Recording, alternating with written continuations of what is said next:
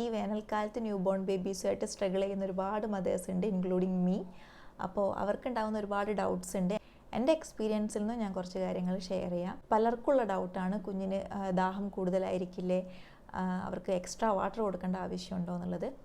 നമ്മൾ ഒരിക്കലും കുഞ്ഞിന് എക്സ്ട്രാ വാട്ടർ കൊടുക്കരുത്. നമ്മുടെ മുലപ്പാലിൽ നിന്ന് അല്ലെങ്കിൽ പൊടിപ്പാലിൽ നിന്ന് കുഞ്ഞിന് ജലാംശം കൂടുതലായിട്ടും കിട്ടുന്നുണ്ട്. അപ്പോൾ അത് തന്നെ സഫീഷ്യൻ്റ് ആണ്.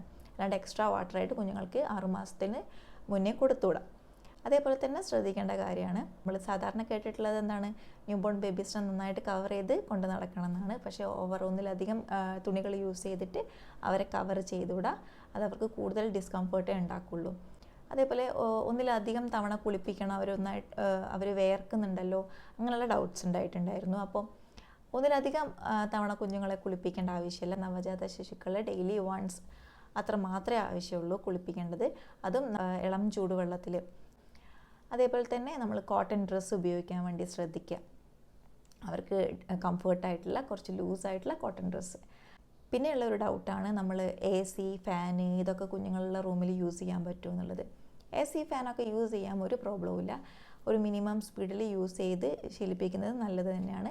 പക്ഷേ നേരെ താഴെ കുഞ്ഞിനെ കൊണ്ട് കിടത്താൻ പാടില്ല. AC ആണെങ്കിൽ അതിന് നേരെ താഴെയാണെന്നുണ്ടെങ്കിൽ അതിൻ്റെ സ്വിങ് ഒക്കെ കൺട്രോൾ ചെയ്തിട്ടേക്കുക.